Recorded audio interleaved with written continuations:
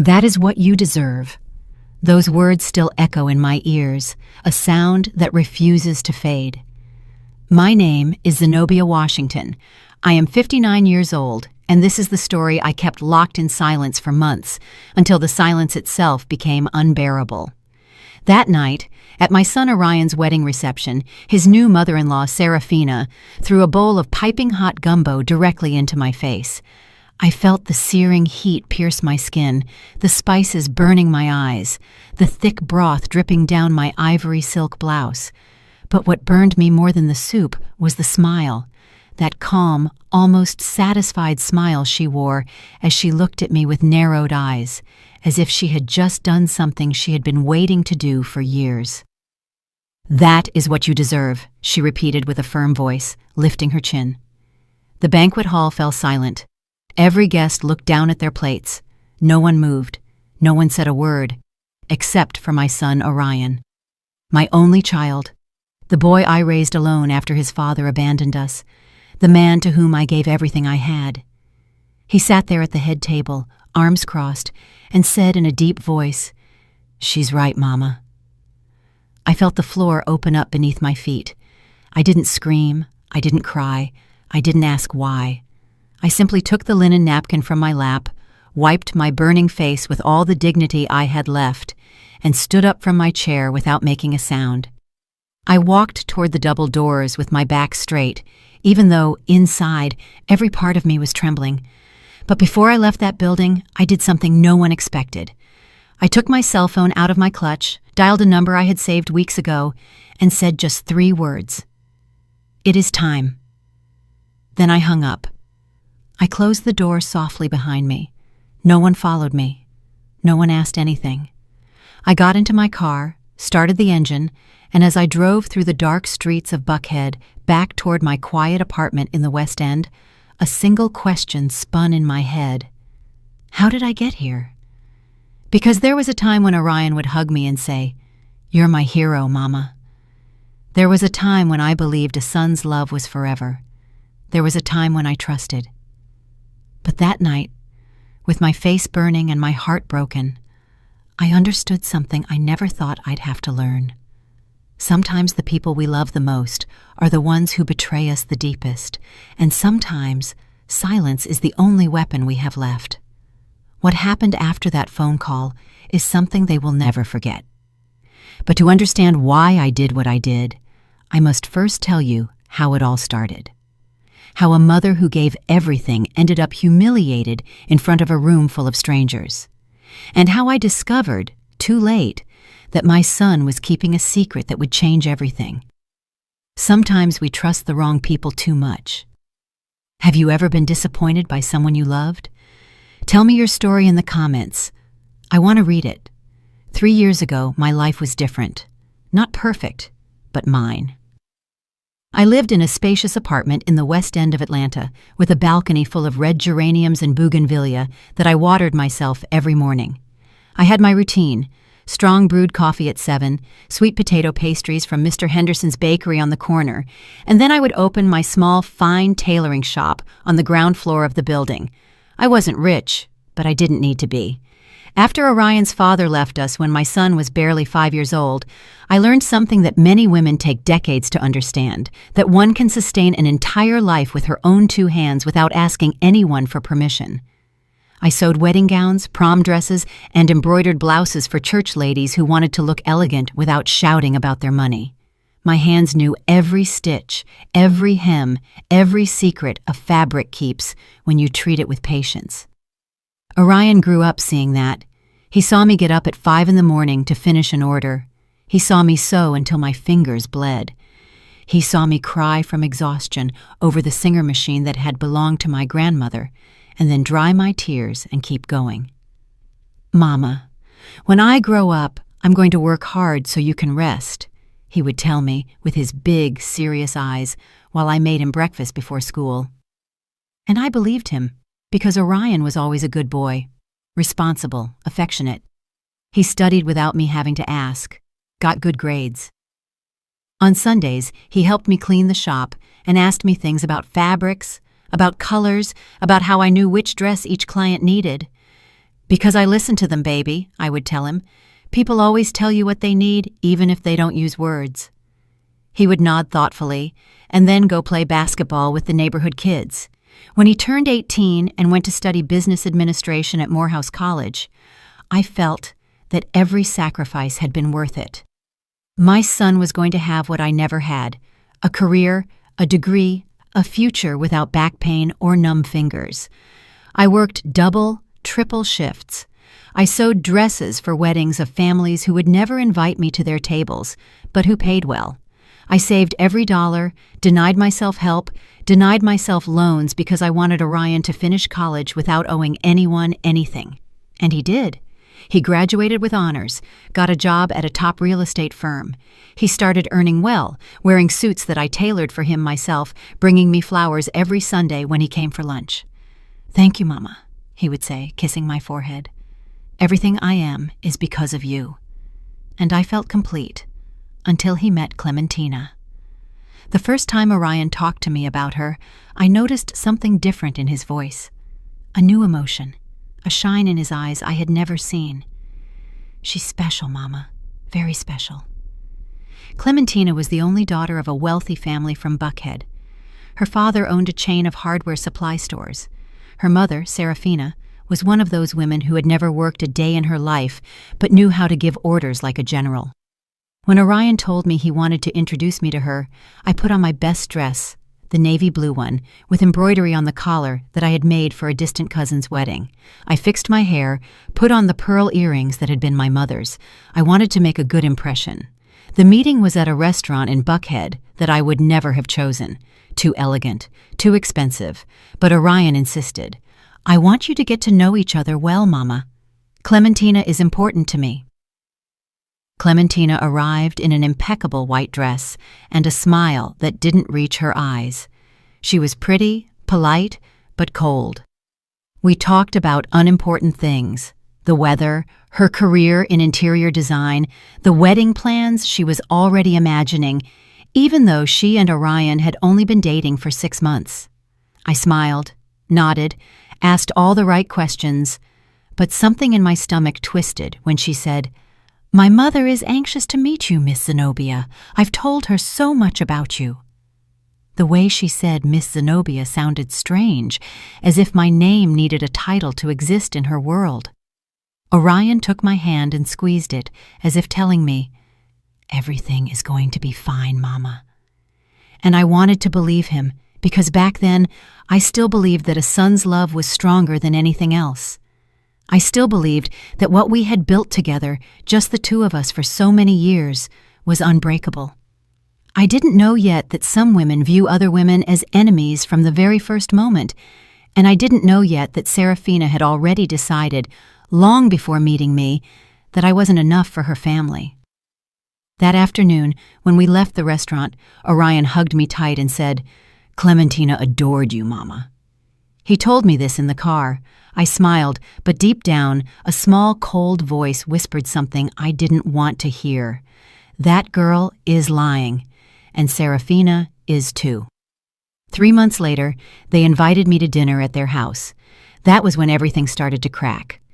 Serafina's house in Buckhead was exactly as I imagined. Massive, cold, and full of things nobody needs. Crystal chandeliers, Persian rugs, oil paintings in gold frames, furniture that looked like it came straight out of a decor magazine, so perfect it was scary to dirty it just by looking. When Orion and I arrived that night, Serafina received us at the door with a smile that didn't reach her eyes. "Zenobia, how nice to see you," she said, giving me 2 air kisses without really touching my cheek. Come in, make yourself at home." But I didn't feel at home. I felt like an intruder. Clementina appeared from the staircase, radiant in a pale pink dress that probably cost more than 3 months of my rent.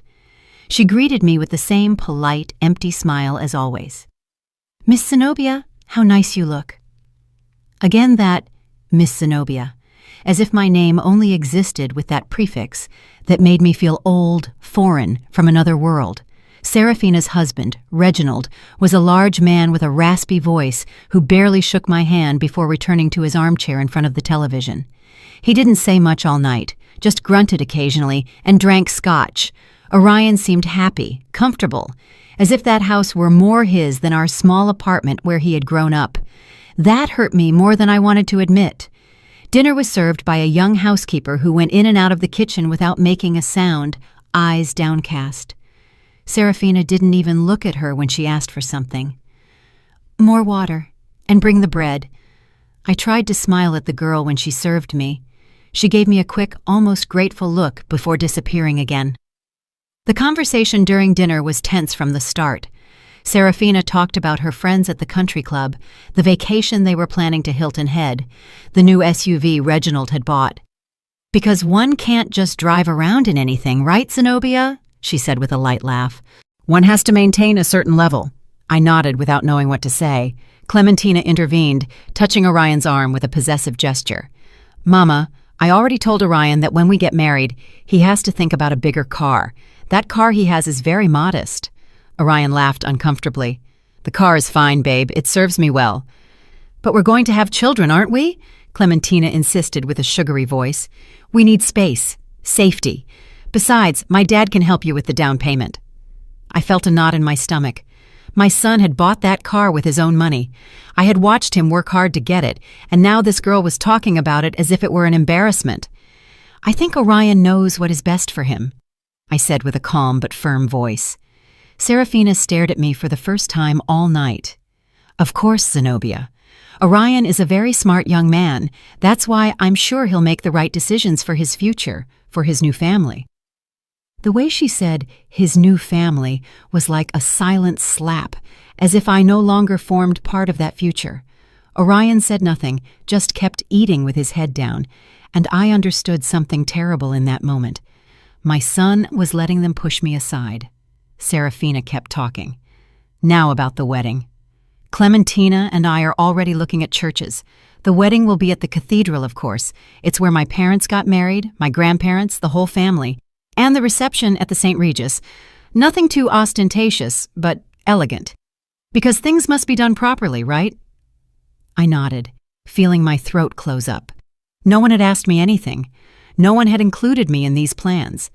It was as if my son's wedding didn't belong to me. "And what do you think, Zenobia?" Serafina asked suddenly with that fake smile. "Do you like the idea?" "It sounds beautiful," I said, forcing a smile. "The important thing is that Orion and Clementina are happy." "Exactly," she said, raising her wine glass. "The important thing is that they are happy and that they start well, without burdens." Without burdens. The word hung in the air like poison. Clementina got up to go to the bathroom. Reginald fell asleep in his armchair, and Serafina took that moment to lean toward me, her voice low but clear. "Zenobia, you seem like a reasonable woman, so I'm going to be direct with you. Orion is a good boy, but he's accustomed to a certain life, a simple life, and that's fine. But now he is going to be part of our family, and our family has expectations." "Expectations?" I repeated, feeling the heat rise up my neck. "Yes, expectations. Clementina needs stability, a husband who can provide, and Orion needs to focus on his future, not on the past." Her eyes bored into me. "The past?" I whispered. "Don't misunderstand me, Zenobia. I know you've done a lot for your son. That is admirable. But now it is time for him to fly alone, without strings, without emotional dependencies." I felt as if she had stabbed a knife into my chest. "I have never been a burden to my son," I said, my voice trembling but firm. "Of course not," she said, smiling. "But now Orion has other priorities, and I am sure that you, as a good mother, will know how to step aside when necessary." I couldn't respond because, at that moment, Clementina returned from the bathroom. Orion started smiling again as if nothing had happened, and the housekeeper brought dessert. Crème brûlée. I didn't taste a bite. When dinner ended, Serafina gave me a small box. "A little detail, Zenobia, so you think of us." Inside was a fine china teacup, white with gold rims. Elegant, expensive, cold. "Thank you," I said, without looking her in the eyes. In the car, on the way back to my apartment, Orion was quiet. So was I. Finally, when we arrived in front of my building, he broke the silence. "Did you like Serafina, Mama?" I looked at him, searching his eyes for the boy he used to be, the boy who hugged me and called me his hero. But that boy wasn't there anymore. "She seems like a strong woman," I said, choosing my words carefully. "Yes," he replied, smiling. "She's incredible. She and Clementina are very close. It's nice to see that." "And us?" I wanted to scream. "We aren't close anymore?" But I said nothing. I just got out of the car, said goodbye with a kiss on the cheek, and walked up the stairs to my empty apartment.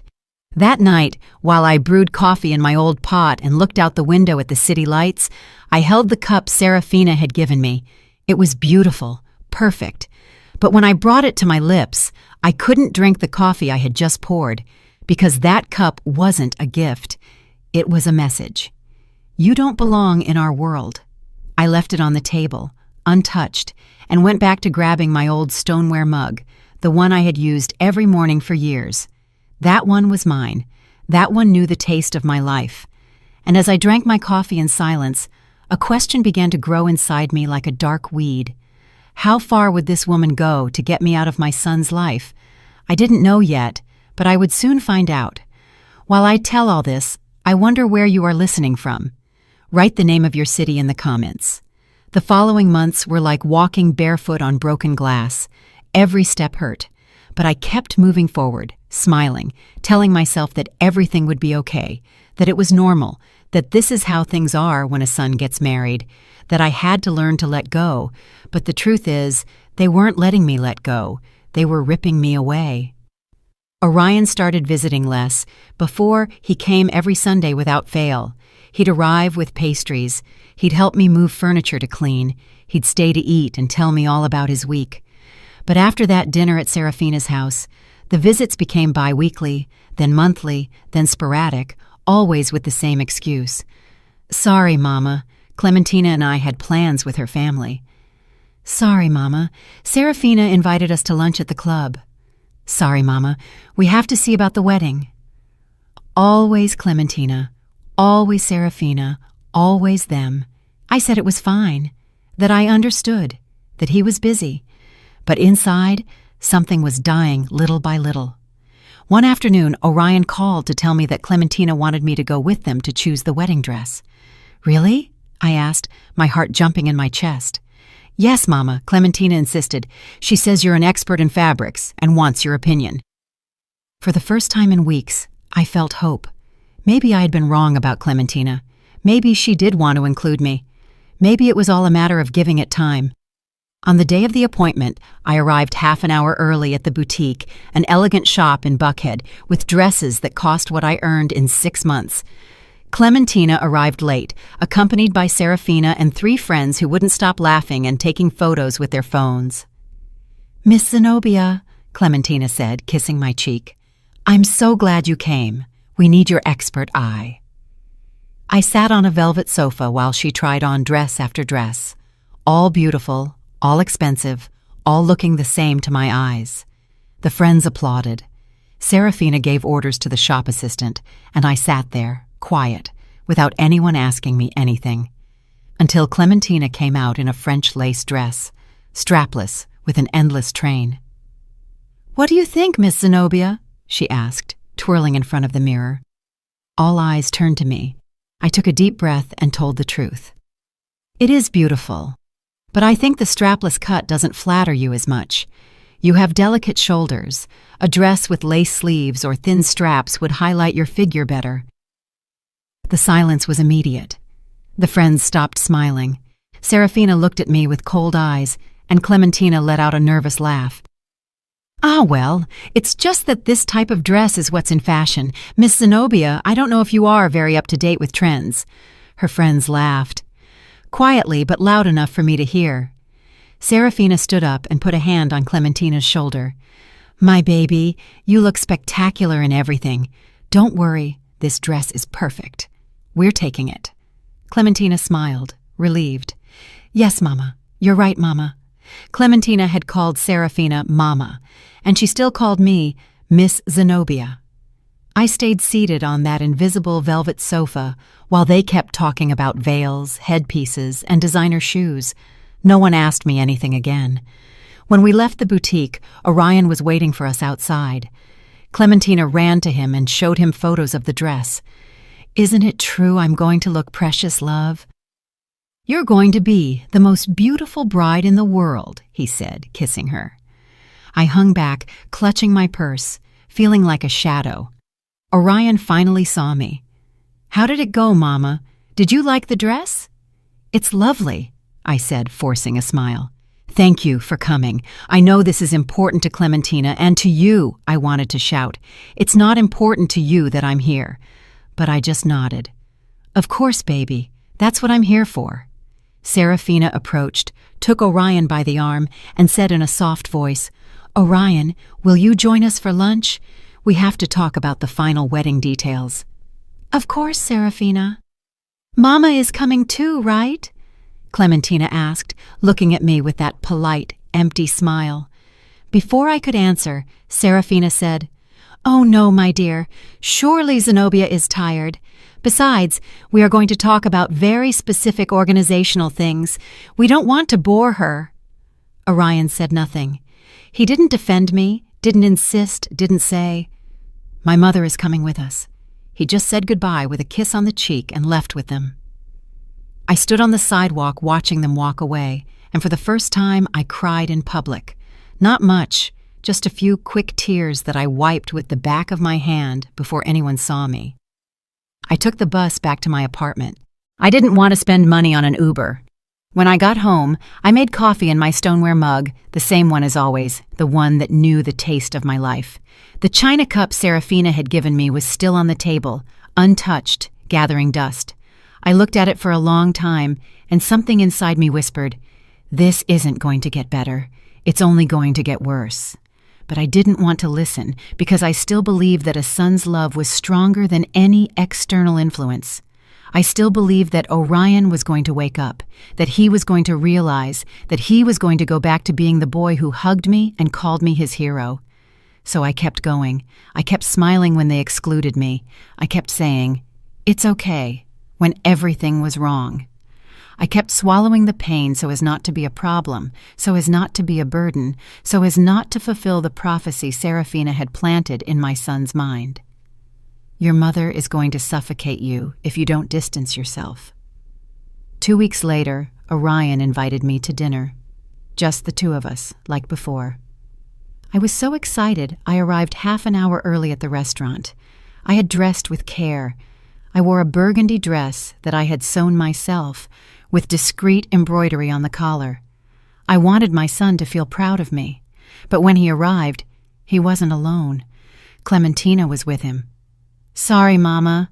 Clementina wanted to join us. I hope you don't mind." "Of course not," I lied. Throughout dinner, Clementina talked non-stop about the wedding, about the honeymoon they were planning in Bora Bora, about the condo her father was going to give them as a wedding gift. "It's in Buckhead, Miss Zenobia. 3 bedrooms, 2 full baths, and a terrace with an incredible view. My dad says it's important to start well." Orion looked happy. I just smiled. And when the check came, Orion took out his wallet and said something that split my heart in two. "Mama, can you lend me $2,000? I spent a lot this month on wedding stuff, and I'm a little tight." $2,000. I didn't have $2,000 extra dollars. I barely had enough to pay my rent and the shop expenses, but I took out the money I had saved for the electricity bill and emergencies, and I gave it to him. "Of course, son, don't worry." "Thanks, Mama. I'll pay you back next month." He never paid me back, and I never asked him for it, because in that moment I understood something terrible. I was no longer his mother. I was his bank, his safety net, his plan B. But I was no longer the most important person in his life. That night, when I returned to my apartment, I sat in front of the window with my coffee and looked at the city lights, wondering how I had ended up there, how a woman who had given everything, who had sacrificed her youth, her health, her entire life for a son, could end up feeling so invisible. But I still didn't know the truth. I still didn't know that everything that had happened up to that moment was just the beginning, that Serafina had a plan, and that my son, my Orion, my only child, was already part of it. The wedding approached like an inevitable storm, and I kept pretending everything was fine. Orion went weeks without calling me. When he did, the conversations were brief, distracted, filled with uncomfortable silences. "How are you, Mama?" "Fine, son. And you?" "Fine, fine. Busy with preparations, you imagine." "Well, I gotta go. Clementina is calling me." Click. And I was left with the phone in my hand, feeling like something inside me emptied a little more each time. But the worst wasn't the short calls. The worst were the invitations that never arrived. I found out by chance that there was a bachelor party for Orion, a barbecue at Reginald's house with a live band, with friends of Clementina's family. No one told me. There was also a rehearsal dinner at an extremely expensive Italian restaurant with the godparents, with close family. No one invited me. When I asked Orion why they hadn't included me, he got uncomfortable. "Oh, Mama, they were small things. Last minute we didn't want to bother you." Bother you. As if my presence were a nuisance, as if I were a problem to be avoided. But I stayed quiet, kept smiling, kept saying, "Don't worry, son. I understand." Until one afternoon, everything changed. It was a Tuesday. I remember because Tuesdays have always been slow days at the shop. I was finishing hemming a gala dress when the doorbell rang. I opened the door and found a young delivery guy with a blue cap and a manila envelope in his hands. "Zenobia Washington?" "Yes, that's me." "Sign here, please." I signed without thinking. The boy gave me the envelope and left. I closed the door and looked at the package. It had no return address, just my name handwritten in black ink. Something in my stomach twisted. I sat in the shop chair with trembling hands and opened the envelope. Inside were photographs. Many photographs. At first, I didn't understand what I was seeing. They were images of Orion, my son, in different places. Restaurants, a parking lot, a hotel entrance. But he wasn't alone. He was with a woman, and that woman wasn't Clementina. It was Serafina. I felt the floor move beneath my feet. The first photo showed Orion and Serafina leaving a restaurant. He had his hand on the small of her back. She was laughing with her head thrown back. The second photo was in a parking lot. Orion was opening the car door for her. Their faces were very close, too close. The third photo knocked the air out of my lungs. It was at the entrance of a hotel, the St. Regis.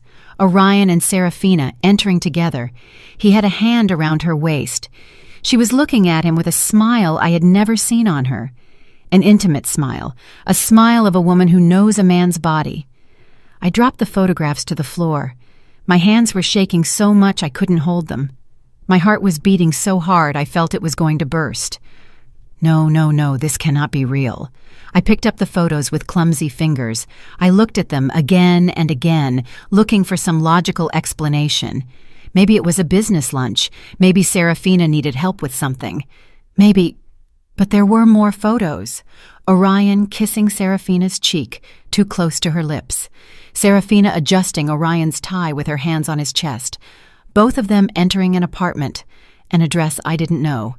And the last photo, the one that made me let out a moan I didn't know I had inside. Orion and Serafina on a balcony at night. He was hugging her from behind. She had her eyes closed, leaning against his chest, like two lovers who have shared something forbidden. I got up from the chair, stumbling. I ran to the bathroom and vomited. I threw up everything I had inside until only dry heaves remained and a bitter taste in my mouth. I stayed there kneeling in front of the toilet, crying uncontrollably. My son, my only son. The boy I raised alone. The boy to whom I gave everything. The boy who called me his hero. He was having an affair with his fiancée's mother, with a woman 20 years his senior, with the woman who had humiliated me time and time again, and suddenly everything made sense. That's why Serafina hated me so much. That's why she had wanted me out of Orion's life from the beginning. It wasn't because I was poor or simple or from another world. It was because I was her rival, the true mother, the one who knew Orion from before, the one who could see what she had made of him. And that's why Orion had abandoned me. Not for Clementina, for Serafina, for that woman who had seduced him, manipulated him, turned him into her toy. I stayed on the bathroom floor for who knows how long, crying, shaking, feeling everything I thought I knew about my life crumble. When I finally managed to get up, I washed my face with cold water and returned to the shop. The photographs were still there, scattered on the chair. I picked them up one by one with hands that no longer trembled because the shock was giving way to something else. Something cold, something hard, something I didn't know existed inside me. I put the photos back in the envelope and sat in front of my sewing machine, looking at the black thread hanging from the needle. I thought about all the times Serafina had humiliated me. I thought about all the times Orion had ignored me. I thought about the wedding approaching, about Clementina, that poor girl who had no idea her fiancé was sleeping with her own mother. And I thought about me, about the woman who had worked until she bled to give her son a better life, the woman who had swallowed insults and scorn without saying a word, the woman who had believed a son's love was forever. That woman was dead, and in her place stood someone new, someone who was no longer going to stay silent. I took my phone and dialed a number I had saved months ago when a client had told me about a private investigator who had helped her discover her husband's infidelity. "Good afternoon. This is Zenobia Washington. I need your services." The voice on the other end was professional, neutral. "Tell me how I can help you, Ms. Washington."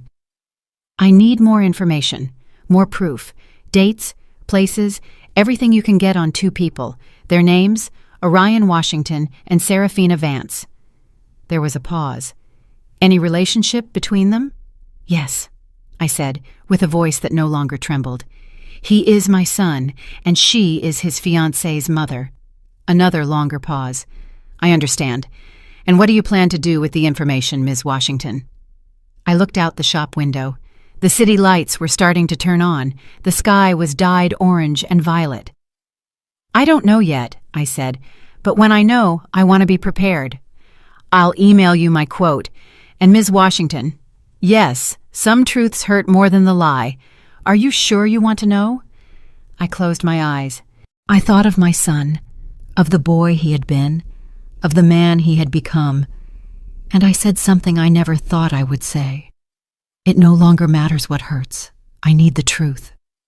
I hung up the phone, made myself a coffee in my stoneware mug, and waited. Because now I knew that the wedding wasn't the end of this story.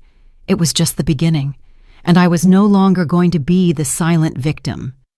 I was going to be the woman who knew, the woman who waited, the woman who, at the right moment, would make a single phone call and everything would crumble. Have you also kept a painful secret? Have you discovered something that changed everything you thought you knew? Tell me in the comments. The private investigator's name was Booker Hughes. He was a man of about 50, ordinary-looking, with glasses and a calm voice that inspired confidence. We met in a discreet coffee shop in Decatur, far from anywhere anyone might recognize me. He brought me a thick manila folder full of papers, photographs, and reports. "Ms. Washington," he said calmly, "I found what you asked for, but before I show you, I need you to take a deep breath." "I already know what I'm going to see," I said with my hands clasped on the table.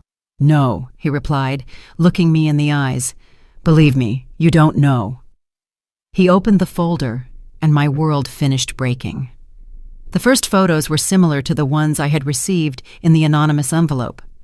Orion and Serafina in restaurants, hotels, in an apartment in Midtown that, according to the investigator, she had rented specifically for their encounters. "This apartment is leased to a shell company," Booker explained, "but I traced the payments. They all come from Serafina Vance's personal account." I felt nauseous again, but I forced myself to keep looking. There were hotel records. The St. Regis, the Four Seasons, Ritz-Carlton, rooms booked in her name, but security cameras showed both entering together. "Since when?" I asked, with a voice I barely recognized as mine. Booker turned several pages and pointed to a date. The first record I found is from 1.5 years ago. 1.5 years. My son had been sleeping with his fiancée's mother for 1.5 years, since before he and Clementina got engaged, since before I met that family. There's more, Booker said with a grave tone. He showed me bank statements, transfers from Serafina's account to Orion's account, large amounts, 10,000 here, 20,000 there, 50,000 on one occasion. What is this? I whispered. Payments, Booker said. Your son is receiving money from her regularly. The word hung in the air like poison. Payments. My son wasn't just having an affair with that woman. He was letting her keep him. Is there anything else? Yes, Booker continued, and this is the most delicate part. He took out another set of documents. I investigated the finances of Mr. Reginald Vance, Serafina's husband. He is bankrupt. The hardware chain that is supposedly so successful is on the verge of collapse. He has debts with several banks, and the house in Buckhead has 3 mortgages. I sat in silence, processing. So, it's all a lie? I asked. The wealth, the money, the status, it's a facade, Booker confirmed. A very well-constructed facade, but it's falling apart, and I think Serafina knows it. That's why she's using her daughter. Using Clementina? How? Booker took out more papers. Clementina inherited a considerable fortune from her maternal grandmother 2 years ago, close to $4 or $5 million in property and bank accounts, but that money is in a trust that can only be touched under certain conditions. What conditions? That Clementina gets married. Once married, she has full access to that inheritance, and if something were to happen to Clementina while married, the money automatically passes to her spouse. I felt the air escape my lungs. Orion, I whispered. Exactly, Booker said. If Orion marries Clementina and something happens to her, he inherits everything. And considering the relationship he has with Serafina, he didn't finish the sentence. He didn't have to. Do you think they plan to harm Clementina? I asked, feeling horror rise up my throat. I don't have proof of that, Booker said carefully. But I do have proof that Serafina is a very controlling, very ambitious, and very desperate woman. And your son, Ms. Washington, forgive me for saying it this way, your son is completely under her control. I closed my eyes. I thought of my Orion, of the boy who hugged me, of the young man who graduated with honors, of the man I thought I had raised. At what moment had he become this? At what moment had he stopped being my son and become the puppet of an unscrupulous woman? There is one last thing, Booker said, and it is the most important. He took out an audio recording, a small device. I managed to place a microphone in the Midtown apartment. It's illegal, I know, but I thought you needed to hear this. He pressed the play button, and I heard my son's voice. What if Clementina finds out? It was Orion. He sounded nervous. Then Serafina's voice, soft, manipulative, maternal and seductive at the same time. She won't find out, my love. Clementina is foolish. She only sees what she wants to see. But when we get married, how are we going to continue this? Orion, listen to me well. A pause. Sounds I didn't want to imagine. Then Serafina spoke again with a firm voice. Clementina is not going to be a problem for long. You marry her. Wait 1 year, maybe 2.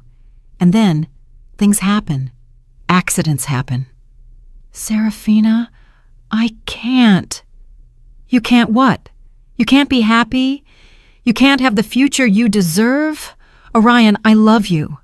I love you like Clementina never will.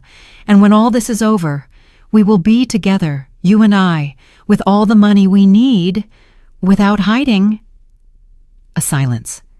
And then my son's voice, so low, I barely heard it. Okay, I'll do what you ask. Booker stopped the recording. I couldn't move. I couldn't breathe. I couldn't think. My son, my only son, the boy I raised with my own hands, the boy I taught about kindness, honesty, dignity. He was planning to marry an innocent girl to inherit her fortune, and he was letting a psychopathic woman put the idea in his head that Clementina had to disappear. "What are you going to do, Ms. Washington?" Booker asked softly. I looked at the photographs scattered on the table. I looked at the documents, the bank statements, the evidence of a conspiracy so twisted it seemed taken from a soap opera. But it was real, and it was my son. "I don't know," I whispered. "I don't know what I'm going to do." "You can go to the police," Booker suggested. "With this information, they can stop the wedding. They can investigate Serafina and Orion." "What would happen to my son?" I asked, tears falling down my cheeks. Booker didn't answer because we both knew the answer. Orion would go to jail for fraud, for conspiracy, maybe for attempted murder. If they managed to prove his intentions, my son would spend years in prison, and I would be the one who put him there. "Think about it," Booker said, "and when you decide what to do, call me. I'll be available." He gave me his card, paid for the coffee, and left. I stayed sitting in that coffee shop for hours with the folder in my hands, feeling everything that had been my life turning into ash. I thought about going to the police. I thought about talking to Clementina, warning her, saving her. I thought about confronting Orion, shouting at him, asking him how he could have become this. But I did none of that, because I needed something more than just justice. I needed Orion to see, to understand, to feel the weight of what he had done. I needed Serafina to lose everything she had gained with her manipulations, and I needed to do it in a way that no one could say I was the villain, because I wasn't going to be the mother who destroyed her son. I was going to be the mother who let him destroy himself. And then, when he was at the bottom, when he had lost everything, maybe, just maybe, he would remember who I was and what he had been before that woman poisoned him. I took the folder, put it in my purse, and left the coffee shop with my back straight and my head held high. The wedding was in 2 weeks, and I had a plan that started with a simple acceptance. I was going to go to that wedding, I was going to sit at that table, and when the exact moment arrived, I was going to make a single phone call, and everything would crumble. Because sometimes the best revenge isn't to attack, it's to let the truth do its work. The night of the wedding arrived like a storm everyone expected except me, because I knew that night wasn't going to be a celebration. It was going to be a revelation. I dressed carefully. I chose a simple navy blue dress I had sewn years ago. Nothing ostentatious, nothing that drew attention. I pulled my hair into a discreet bun. I put on my mother's pearl earrings. I wanted to look dignified because I knew this would be the last time Orion would see me as his mother. The ceremony was at the cathedral, as Serafina had planned. A beautiful church, full of white flowers and candles.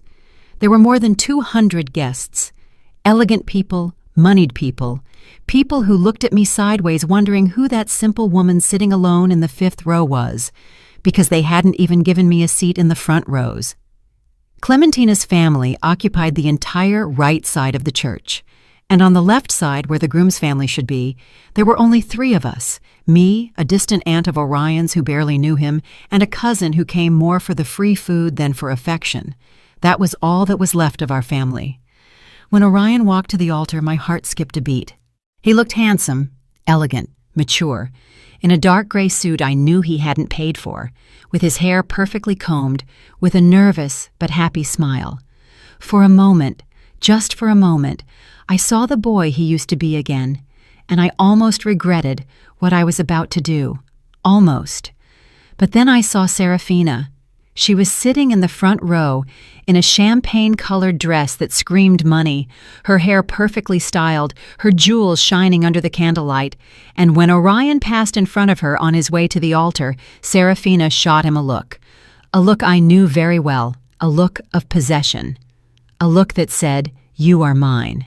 And Orion responded with a small, complicit, intimate smile just before standing at the altar to wait for his bride. I felt bile rise in my throat.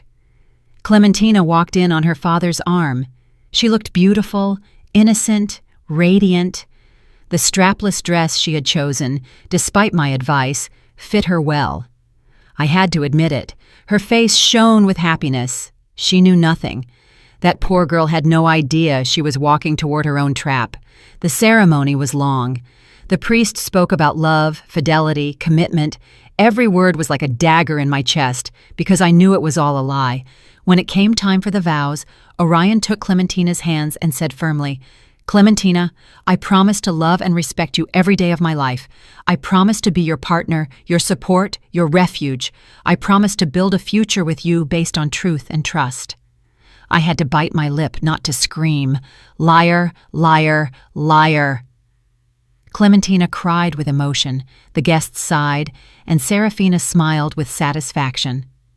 When the priest said, "I now pronounce you husband and wife," everyone applauded except me. I just watched them, Orion kissing Clementina, Serafina wiping a fake tear, Reginald dozing in his seat, and I knew the moment had come.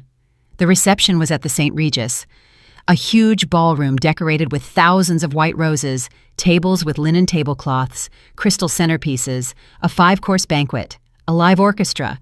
Everything was perfect, too perfect. They seated me at a table in the back, far from the head table, far from Orion, with people I didn't know and who didn't speak to me all night. I was invisible again, but I wasn't there to socialize. I was there to wait for the exact moment. During dinner, I observed. I saw how Serafina controlled everything from her spot at the head table, how she gave discreet orders to the waiters, how she looked at Orion every time Clementina wasn't looking. And I saw how Orion returned those looks. It was disgusting. It was brazen. It was sick. When dinner ended, the dancing began, the newlyweds' waltz, the dance with the parents. Orion danced first with Clementina. Then it was his turn to dance with the groom's mother, with me. I got up from my table, walked toward the dance floor. Everyone was watching me.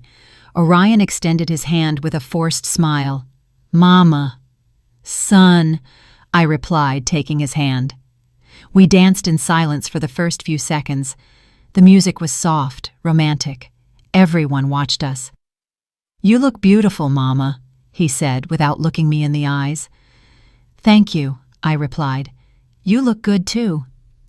Another silence. "Are you happy?" I asked him. "Yes," he replied quickly. "Very happy." "Really, Orion? Are you truly happy?" For the first time all night, he looked me in the eyes, and I saw something there, something small, something that might have been guilt, or maybe just discomfort. "Yes, Mama, Clementina is wonderful. We're going to be very happy together." "And Serafina?" I asked, lowering my voice. "Is she wonderful too?" His body tensed. He stopped dancing for a second, then continued, squeezing my hand tighter. "I don't know what you're talking about." "I think you do know, son." "Mama, this isn't the moment." "When is it going to be the moment, Orion? When? After something happens to Clementina? After you inherit her money?" He stopped completely. Let go of me. Looked at me with hard eyes. "What did you say?" "I know everything, Orion. Everything." The music kept playing, but we weren't dancing anymore. People started looking at us, whispering. "You don't know anything," he said in a low, threatening voice. "You're inventing things." "I have photographs. I have hotel records. I have bank statements. I have recordings." His face went pale. "Mama, what did that woman do to you, Orion? What did she do to turn you into this?" "You don't understand," he exploded, raising his voice. "You're never going to understand." The music stopped. Everyone was staring. Clementina came running over, her wedding dress dragging on the floor. "What's happening, Orion? Miss Zenobia?" Serafina appeared out of nowhere. She stepped between Orion and me. "Zenobia, I think it's better if you leave. Are you making a scene?" "A scene?" I repeated, feeling the rage rise up my chest. "I'm making a scene?" "Yes," she said firmly. "This is my daughter's wedding, and I'm not going to allow you to ruin it with your dramas." "My dramas?" I laughed without humor. "You want to talk about dramas, Serafina?" Clementina looked at us without understanding. Orion was paralyzed. The guests murmured louder and louder, and then Serafina did something I will never forget. She turned to the nearest table, grabbed a bowl of seafood gumbo that was still hot, walked toward me with firm steps, and threw it in my face. I felt the boiling liquid burning my skin, the spices, the broth dripping down my dress, the pain, the humiliation. Everyone screamed. Clementina shrieked. Someone ran for napkins, but I didn't move. I just stood there with the soup dripping down my face, looking Serafina straight in the eye. She smiled, that calm smile, that satisfied smile, and said clearly so everyone could hear, "That is what you deserve." The room fell into complete silence. And then Orion, my son, my only son, the boy I had raised alone, crossed his arms and said, "She's right, Mama." Those words cut me deeper than any knife. Clementina was crying, the guests were whispering, Reginald was still asleep in his chair, and I just took a napkin from the nearest table and wiped my burning face with all the dignity I had left. Then I walked toward the exit of the ballroom with my back straight, without running, without crying, without giving them the satisfaction of seeing me destroyed. But before leaving, I took my phone out of my purse, dialed the number I had saved, and said just 3 words. "It is time." I hung up, left the hall, got into my car, and as I drove through the dark streets toward my apartment, with my face burning and my heart broken into 1,000 pieces, I smiled, because the call I had just made wasn't to the police. It was to someone else, someone who was going to change everything, and they would never forget it. I still ask myself if I did the right thing. What would you have done in my place? I arrived at my apartment with my dress ruined and my soul even more ruined. But I didn't cry. I had no tears left. I took off the soup-soaked dress and threw it in the trash. I never wanted to see it again. I took a long shower, letting the hot water clean my skin, which still stung. When I got out, I put on my old cotton pajamas, the ones with holes in the elbows, the ones I had worn for years, the ones that were mine and no one else's. I made coffee in my stoneware mug, the same one as always, and sat in front of the window to wait, because I knew the call I had made was going to have consequences, consequences that would start that very night. The person I had called wasn't the police. It wasn't a lawyer. It wasn't anyone who could put my son in jail.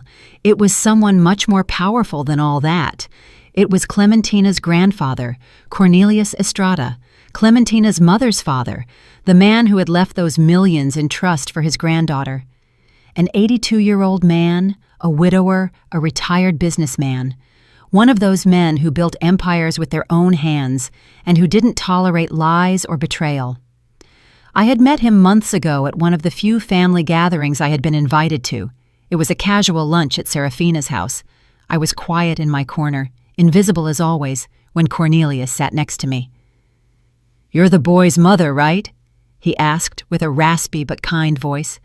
"Yes, sir, I'm Zenobia." "Zenobia," he repeated, testing my name. "Pretty name. And what do you do, Zenobia?" "I have a sewing shop. I make dresses, alterations." "Ah, you work with your hands like me. I like that. People who work with their hands have soul." We talked through the whole lunch.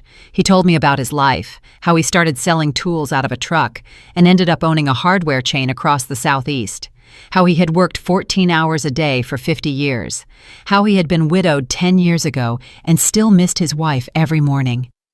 "My daughter Serafina doesn't visit me much," he said with sadness. "She says I'm old, that I smell old, that my house is full of junk." "I'm sure she loves you very much," I said, trying to be kind. "No," he replied with brutal honesty. "My daughter loves me for my money, but I don't have money anymore. I left it all to my granddaughter Clementina, because she does visit me. She does hug me. She still has a heart." He gave me his card that day. "If you ever need anything, Zenobia, call me. I like people who work with their hands." I kept that card in my wallet, and 3 weeks after receiving the photographs, I called him. We met at his house, an old craftsman bungalow in Inman Park, full of antique furniture and family photos. He received me with strong coffee and pastries. "Tell me, Zenobia, what is so urgent?" I showed him everything: the photos, the bank statements, the recordings, the documents proving the conspiracy. Cornelius listened in silence. His face changed color. First pale, then red, then purple with rage. When I finished, he stayed quiet for a long time. "My granddaughter is in danger," he said finally, his voice shaking. "Yes, sir." "And your son?" "Your son is part of the plan." "Yes, sir." "Why are you telling me? Why don't you go to the police?" It took me a moment to answer, because I had to be honest. Because if I go to the police, my son goes to jail. And as much as he has betrayed me, as much as he has become someone I don't recognize, he is still my son. I can't be the one to put him in prison. Cornelius nodded slowly. "But I can be," he said. "I just want Clementina to be safe," I replied. "And I want my son to understand what he has done, to see the consequences, to feel the weight of his decisions. And Serafina, I want her to pay for what she has done, for manipulating my son, for putting him on this path, for planning to harm an innocent girl." Cornelius took my hand in his, old hands, full of spots and wrinkles, but still strong. "Zenobia, you are a wise and brave woman. I am going to help you, but I need you to promise me something. Anything. Zenobia, when everything explodes, and believe me, it is going to explode, you are going to suffer. Your son is going to hate you. People are going to talk. You are going to be alone." "I am already alone," I said calmly. "No," he replied. "You still have hope. But when this ends, that hope is going to die. Are you prepared for that?" I thought of Orion, of the boy he had been, of the man he had become. And I said, "Yes, I am prepared." Cornelius nodded. "Then this is what we are going to do. You are going to go to that wedding. You are going to behave normally, and when the moment comes, when they show their true face, you call me, and I will do what I have to do." "What are you going to do?" "First, I am going to get Clementina out of that house that same night. I have lawyers. I have doctors. I am going to prove my daughter is incapable of caring for her own daughter. I am going to get a protection order. And the money, the trust, will be frozen immediately. Neither Clementina nor anyone else will touch that money until a judge decides what to do. And believe me, with the proof we have, the judge will decide in my favor." "And Orion?" Cornelius looked at me with sadness. "Your son won't go to jail because technically he hasn't committed a crime yet. He's just a fool who let himself be manipulated by an unscrupulous woman.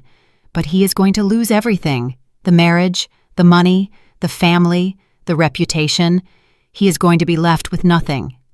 "Good," I said firmly. "That is exactly what he deserves." And that was how we arrived at this moment. Me sitting in my apartment, drinking coffee, waiting. At 11 p.m., my phone rang.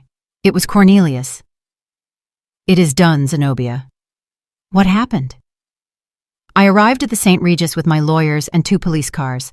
I told Clementina I needed to speak with her urgently. When she saw the photographs, when she heard the recordings, she fainted.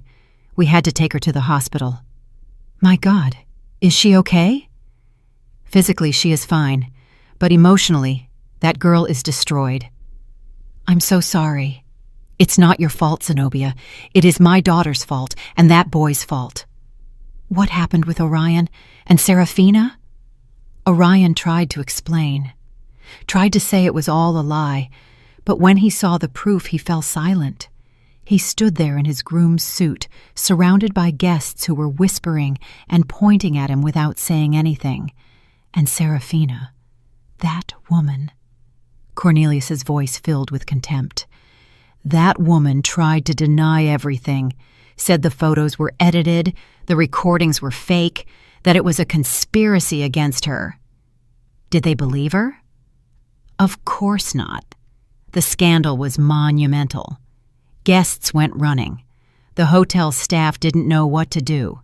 And Reginald, that useless man, slept through the whole drama. And now? Now Clementina is under my custody. We are going to annul the marriage. It was the same night, so legally, it's as if it never existed. The trust is frozen, and I filed a complaint against Serafina for fraud, extortion, and conspiracy to commit murder. Is she going to jail? God willing, yes. The lawyers say we have a solid case. Thank you, Cornelius. Thank you for protecting Clementina. No, Zenobia. Thank you for warning me in time. You saved my granddaughter's life. There was a silence. And your son? Cornelius asked. Do you want to know about him? I closed my eyes, breathed deep. Tell me. He left the hotel at 2 a.m, alone, without anyone. The guests looked at him with scorn. No one defended him. No one helped him. He left in his car, and I don't know where he went. I understand. Zenobia, your son lost everything tonight. How do you feel? How did I feel? Empty, sad, relieved, guilty, avenged, all at the same time. I feel at peace, I said finally, because I did the right thing. Yes, Cornelius replied. You did the right thing. Not many mothers have that strength. We hung up. I sat in front of the window with my empty stoneware mug in my hands. Outside, the city was still alive. Lights, noise, people living their lives. And I was here alone. But with a clear conscience, because it hadn't been revenge. What I sought was justice. Justice for Clementina, who didn't deserve to be used. Justice for me, who didn't deserve to be humiliated. And justice for Orion, who needed to understand that actions have consequences. I hadn't put him in jail, but I had left him with nothing. Without money, without family, without reputation. And maybe, just maybe, when he hit rock bottom, when he lost everything, when he was completely alone, he would remember who I was, and what he had been before Serafina's poison corrupted him. That night I slept deeply, for the first time in months, without nightmares, without anguish, without that knot in my stomach that had accompanied me since I received those first photographs, because I had done what I had to do, not with rage, not with a thirst for vengeance, but with the cold clarity of one who understands that sometimes the greatest love you can give someone is to let them face the consequences of their own decisions, even if that means watching them fall, even if that means losing them forever. The days after the wedding were strange, silent, as if the world had stopped. I heard nothing from Orion for a week. He didn't call, he didn't write, he didn't come looking for me. And I didn't look for him either, because I knew he needed time to understand what had happened, to process the magnitude of what he had lost. And I needed time to heal. Cornelius called me every 2 days to tell me how things were going. Clementina was in intensive therapy, not psychiatric, but emotional. She had fallen into a deep depression after discovering the man she had married was having an affair with her own mother. It's too big a betrayal, Cornelius told me, too twisted. My granddaughter doesn't understand how it could happen, and neither do I. How is she? Fragile, very fragile, but she is 18. She is young. She will heal. With time, she will heal. The scandal spread like gunpowder through the whole city. Social media exploded. Someone had recorded part of the confrontation at the St. Regis and uploaded it to the internet. The video went viral in hours. Orion leaving the hotel alone, his suit rumpled, his face undone, Serafina screaming at Cornelius's lawyers, Clementina being taken out on a stretcher. People commented, speculated, invented theories. Some said Orion was a victim, that Serafina had seduced and manipulated him. Others said he was an opportunist, a fortune hunter, a man without morals. The truth, as always, was somewhere in the middle. Orion wasn't completely innocent, but he wasn't completely guilty either. He was a weak man who had made terrible decisions because he didn't have the courage to say no. By the second week, Cornelius gave me more news. The DA accepted the complaint against Serafina. They are going to investigate her formally for fraud and conspiracy. How likely is it she goes to jail? With the proof we have, very likely. The recordings are enough. The lawyers say she could face between 8 and 15 years. 15 years. Serafina, the woman who had humiliated me, who had manipulated my son, who had planned to harm her own daughter to keep her money, was going to pay. And Reginald? I asked. That poor man knew nothing. He's a drunk who has been disconnected from his family for years. The investigators confirmed he had nothing to do with the plan, but now he is alone. His wife is on her way to jail, his daughter hates him, and his business is bankrupt. Is he going to lose the house? Already lost it. The bank foreclosed last week. Now he is living in a rented room in Decatur on a miserable pension. I didn't feel pity for him, because Reginald had eyes. He had ears. He had been there in that house for years, watching his wife destroy lives, and he had done nothing. Sometimes complicity is as guilty as the action. In the third week, Orion finally sought me out. He arrived at my apartment at 8 at night without warning. He knocked on the door with soft blows. When I opened it, I almost didn't recognize him. He had a beard of several days, deep circles under his eyes, wrinkled clothes, unkempt hair. He had lost weight. He looked destroyed. "Mama," he said with a broken voice. I stood in the doorway without moving. "What do you want, Orion?" "I need to talk to you. We have nothing to talk about." "Please, Mama, just let me in." I hesitated. Part of me wanted to slam the door in his face, to tell him to leave, that he was no longer my son. But another part, that part that had carried that boy in my arms, that had sung him lullabies, that had cleaned his scraped knees, that part couldn't say no. I let him in. He sat on the chair in the shop, the same chair where I had received the first photographs, where everything had started to break. "Do you want coffee?" I asked out of pure habit. "No, thanks." I sat across from him, waited. Orion took a long time to speak. When he finally did, his voice was barely a whisper. "I'm sorry, Mama." "What are you sorry for?" "Everything. Everything I did. Everything I did to you." "And Clementina? Are you sorry for her too?" He nodded, tears falling down his cheeks. "Yes, especially for her. I didn't want to hurt her. I never wanted to." "But you did," I interrupted with a cold voice. "You planned to marry her to steal her inheritance. I heard the recording, Orion. I know what you said. It wasn't me talking. It was Serafina."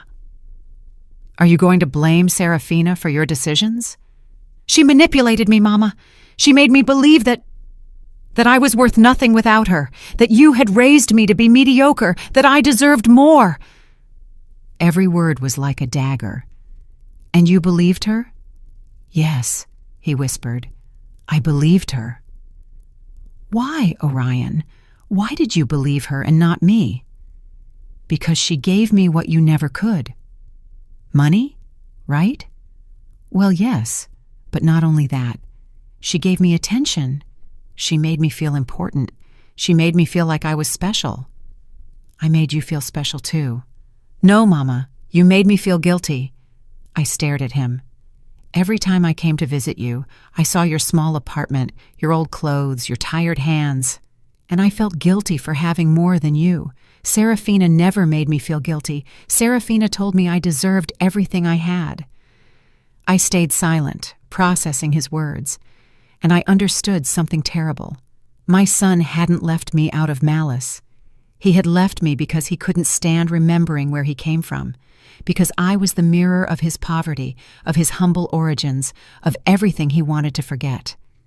And Serafina had offered him an exit, a way to become someone new, someone important, someone who didn't have a seamstress mother reminding him of his roots. "You know what is the saddest thing about all this, Orion?" I said finally. "That I never made you feel guilty. You just felt guilty because you knew deep down that you had abandoned me. I know. I'm a bear. I know, Mama. And I am so sorry. Where have you been these weeks? Cheap hotels, spending the little I had left. I lost my job. No one wants to hire me. My name is all over social media. I'm a laughingstock. And the house Reginald was going to give you? Never existed. It was all a lie. The hardware stores are bankrupt. The house in Buckhead is foreclosed. There was no money, only debt. And Serafina is in jail awaiting trial. Her lawyers say she's going to be sentenced to 10 to 15 years. Good, I said without remorse. Orion looked at me with red eyes. Don't you feel anything for her? Should I? That woman destroyed her own daughter. She corrupted you. She humiliated me. She planned a murder. Why should I feel anything for her? Because I loved her. Those words pierced me. No, Orion. You didn't love Serafina. You were obsessed with what she represented. Power, money, status. But that is not love. Maybe you're right. We sat in silence for a long time. Finally, Orion asked what he had come to ask. Can I stay here, Mama? Just for a few days? Until I find a job? Until I can— No, I said firmly. Mama, please. I have nowhere to go. I have no money. I have no— You should have thought about that before. Mama, I'm your son. Yes, I interrupted. You are my son. And that is why I tell you no. Because if I let you stay here, if I rescue you now, you are never going to learn. You are never going to understand the weight of your decisions. Then what do you want me to do? Sleep on the street? I want you to do what I did when your father abandoned us. I want you to get up, work, rebuild your life with your own hands, without shortcuts, without manipulations, without depending on anyone other than yourself. I can't, Mama. I'm not as strong as you. Then learn to be. Orion stood up from the chair. He looked at me with a mix of pain, rage, and desperation. Someday, you're going to forgive me, Mama. Someday you're going to— Maybe, I interrupted. But that day is not today, nor tomorrow, nor next month. Maybe in years, or maybe never. That depends on you, on who you decide to be from now on. And if you change, and if you become someone better, then maybe, just maybe, we can talk again. But not as mother and son, but as two people who once knew each other and need to learn to know each other again. Orion nodded, crying. He walked to the door, opened it, and before leaving, turned one last time. I love you, Mama. I know, I replied, but love without respect means nothing. He left. I closed the door and stood there, listening to his footsteps fade down the hallway. I didn't cry because there was nothing to cry about. I had done the right thing, the hardest thing, the most painful thing, but the right thing. That night, while I drank coffee in my stoneware mug and looked out the window, I thought about everything that had happened, about how Serafina, that woman who believed herself so powerful, so smart, so superior, had ended up alone in a cell, about how Reginald, who had hidden behind alcohol for years, had lost everything he once had, about how Orion, who had sought wealth and status at any cost, had ended up with nothing, no money, no family, no dignity, and about how I, the humble woman, the seamstress, the mother no one respected, was still here, with my small apartment, with my shop, with my tired hands, with my stoneware mug, but with something they never had: peace. Because life always collects its debts, not with violence, not with vengeance, but with time, with patience, with the silent justice that arrives when you least expect it. Serafina had called me crazy once. Years later, I knew she was alone in that cell, looking at blank walls without visitors, without love, without anything. And I wondered if in that moment, in that terrible void, she finally understood what she had lost. Not the money, not the status, but her humanity, her soul, everything that makes a life worth living. And Orion, my poor Orion. Maybe someday he would understand that true wealth is not in what you have. It is in who you are, in how you treat people, in the dignity with which you face your mistakes. But that day hadn't arrived yet, and I couldn't wait for it, because my life, my precious life, kept moving forward, with or without him. 2 years have passed since that night. 2 years since I saw my son leave my apartment without a dime in his pocket and without a place to go. 2 years since I decided that the greatest love I could give him was to let him face the consequences of his own decisions. And in these 2 years, I have learned things I never thought I would have to learn. I have learned that silence can be more powerful than 1,000 words, that dignity is not negotiated, that forgiveness does not mean forgetting, and that sometimes letting go of someone you love is the bravest act you can do. My life has changed, not in spectacular ways. I didn't become rich. I didn't move to a big house. I didn't stop sewing. But it changed where it matters, in the deep, in the soul. I still live in my apartment in the West End. I still work in my shop. I still brew my coffee every morning in the same stoneware mug I've used for years. But I no longer feel invisible. I no longer feel small. I no longer allow anyone to make me feel less than I am. Because I understood something fundamental. A person's worth is not in how much money they have, or in what neighborhood they live, or who they associate with. A person's worth is in their capacity to remain standing when everything crumbles, in their capacity to choose the right thing even if it hurts, in their capacity to forgive themselves for not having been perfect. Cornelius became a very dear friend. He comes to visit me every 2 weeks. He always brings pastries from his favorite bakery and coffee he prepares himself in his old house in Inman Park.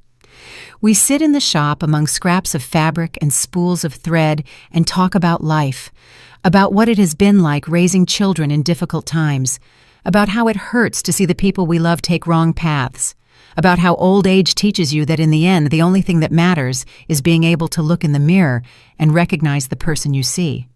Clementina asked about you last week, he told me on his last visit. Yes? I asked, surprised. How is she? Better. Much better. She finished therapy last month, started studying psychology, says she wants to help other women who have gone through what she went through. I'm so glad to hear that. She wants to meet you, Zenobia, says she wants to thank you for saving her. I felt a knot in my throat. I didn't save her. I just did what I had to do. That is exactly what saving someone means, Cornelius replied, with a sad smile. Doing the right thing, even if it costs you everything. Clementina came to visit me one October afternoon. She arrived alone, without warning, knocking timidly on the shop door. When I opened it, I almost didn't recognize her. She was no longer the fragile, scared girl I had seen at the wedding. Now there was something different in her, something stronger, more mature. Ms. Zenobia, she said softly, can I come in? Of course, child, come in. She sat on the shop chair, the same one where Orion had sat 2 years ago. I made her coffee. We talked about unimportant things for a few minutes, the weather, her studies, how she liked living with her grandfather, until she finally gathered the courage to say what she had come to say. I want to thank you for everything you did. You don't have to thank me for anything, Clementina.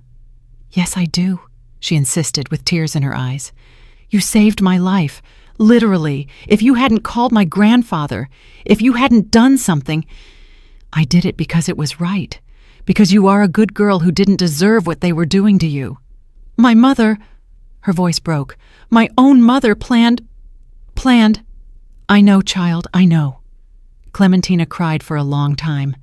I sat beside her and stroked her hair, as I would have done with a daughter. Because in a way, in that moment, she needed a mother. A real mother, not the one she had had, but the one she deserved to have. How did you get over it? She asked me when she calmed down. How did you manage to keep going after everything that happened with Orion? I breathed deep. It wasn't easy. There were nights I wanted to call him, rescue him, tell him everything was fine and he could come home. But I knew if I did, he would never learn. He would never change. And has he changed?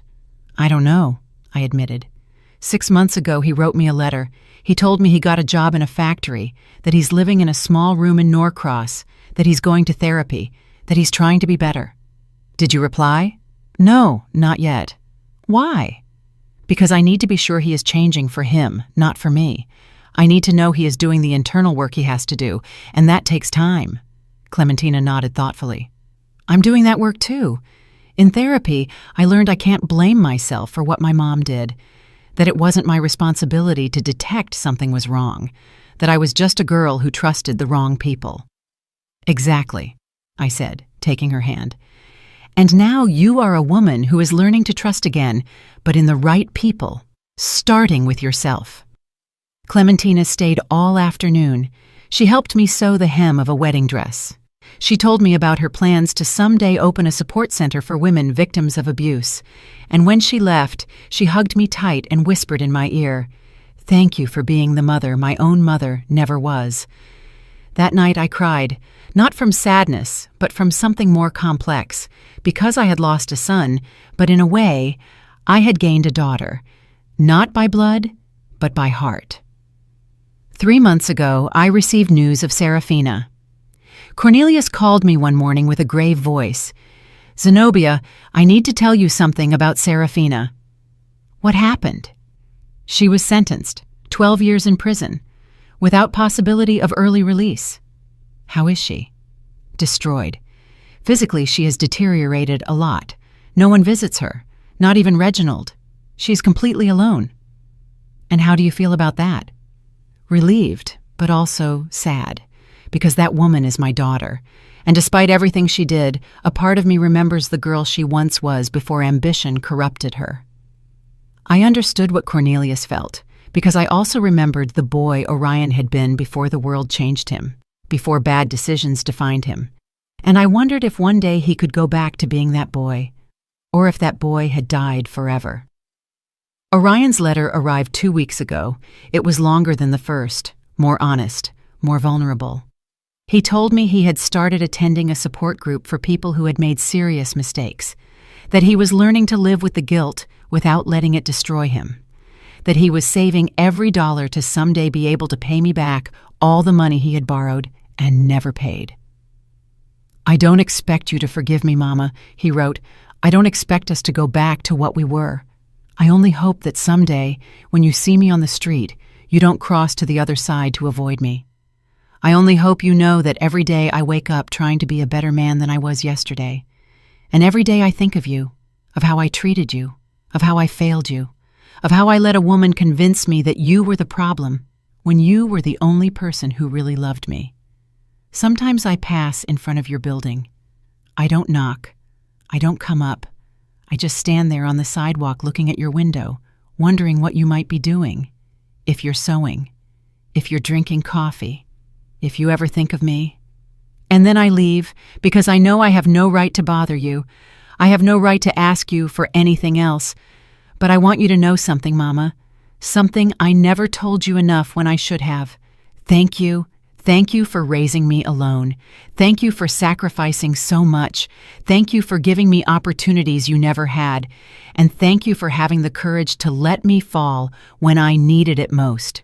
Because now I understand that you didn't let me fall out of hate. You let me fall out of love. And that was the greatest gift you could give me. I love you, Mama. I have always loved you, even if my actions said otherwise. Your son, Orion." I read that letter 5 times. I cried through every reading, and then I put it in the drawer where I keep important things, next to the first photo of Orion when he was a baby, next to his graduation diploma, next to a note he wrote me when he was 8 years old that said, "Mama, you are my hero." I haven't replied to him yet, but I think I will soon, because I have learned that forgiveness is not forgetting what happened. Forgiveness is remembering what happened, feeling the pain, and still choosing to move forward without carrying that weight in your heart. It doesn't mean I'm going to forget. It doesn't mean things are going to go back to how they were before. But it means I am ready to build something new, something different, a relationship based not on what we were, but on what we can be. Last night I had a dream. I dreamed I was sitting in my shop sewing when they knocked on the door.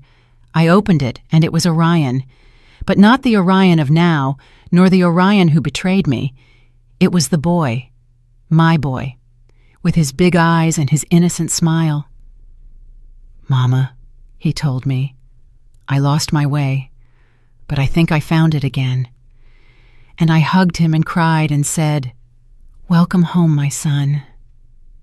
When I woke up, I had tears on my cheeks, and I knew that dream was a sign.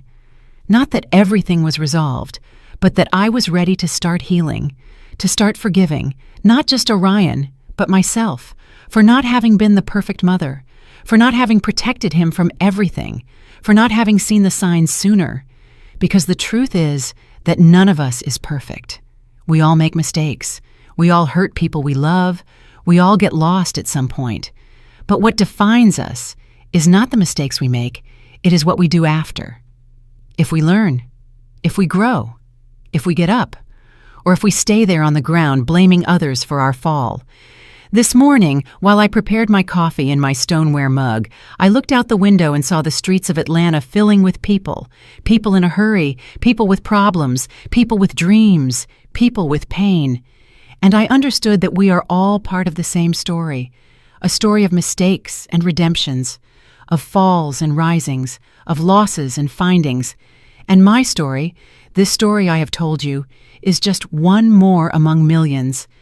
But it is mine. And I am proud of it, because I survived, because I didn't break, because I maintained my dignity when everything around me crumbled, and because I learned that true strength is not in never falling, it is in getting up every time you fall.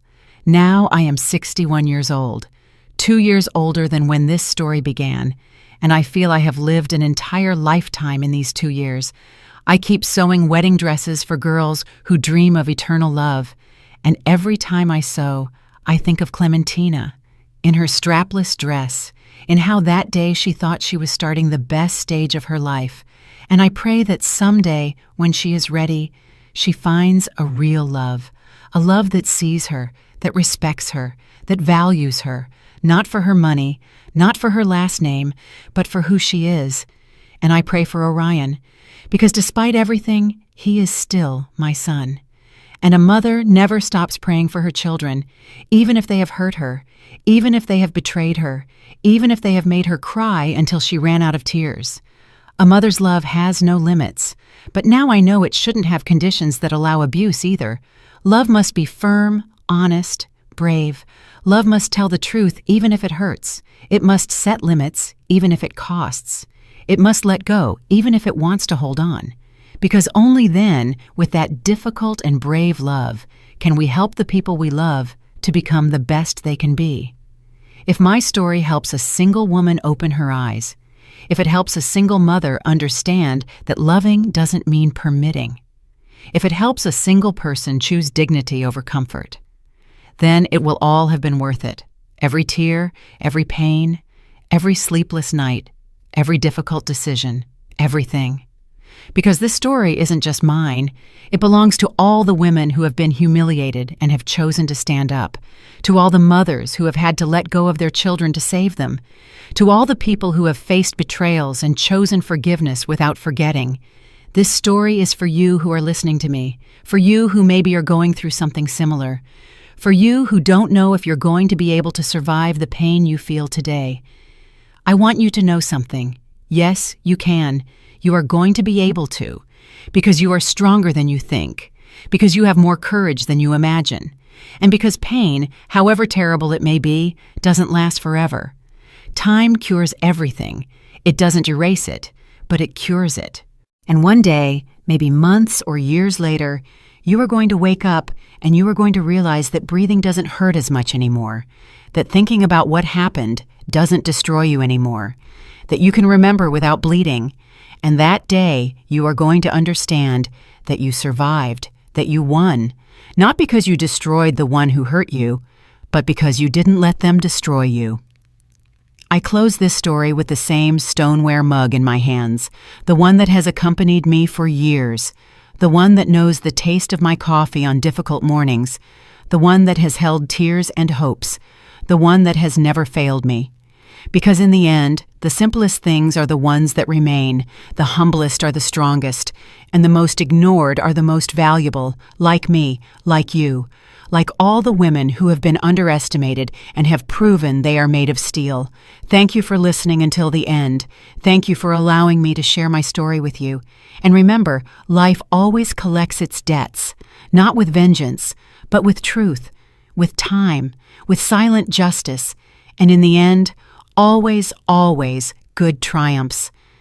Maybe not in the way we expected, maybe not when we expected, but it triumphs. Because the universe has a memory, and no one escapes the consequences of their own actions. Did you like the story, and which city are you listening from? Let's meet in the comments. If you liked the story, you can support me by sending a super thanks so I can keep bringing more stories like this. Thank you so much for your sweet support. I'm looking forward to your comments on the story. On the screen, you can see 2 new life stories that I highly recommend. There's so much more on my channel. Don't forget to subscribe. See you in the next life story with love and respect.